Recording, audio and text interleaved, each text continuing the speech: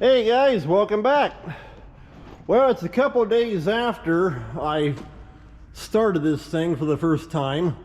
However, unlike then where I had it plugged in with the block heater, this time I'm going to try it and see how well it'll start cold.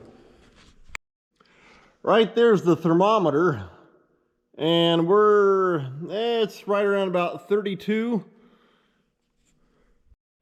So I'm curious to see how this thing will start with it being cold. I'm not going to hit the ether button either. And so hopefully with it all being worked over, that'll make a difference. Let's find out. Okay, I've got you sitting right here on the dash. I got the door open, so let's see what happens. Keys on, here we go.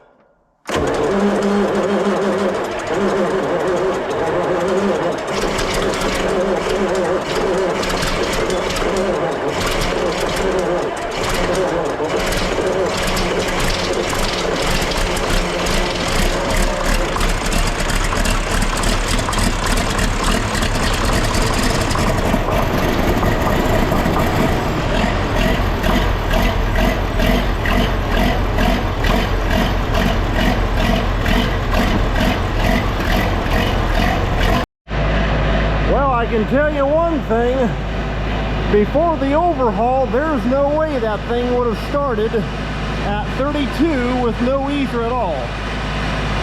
That's actually not too bad. Now I gotta open up the shed door and let my big cloud of smoke go rolling out. Well, it's shut back down, and as you can see, I've got the hood on, rock boxes are on, and this big guy is ready to roll again. So, should be good to go for another 8,500 hours, I hope.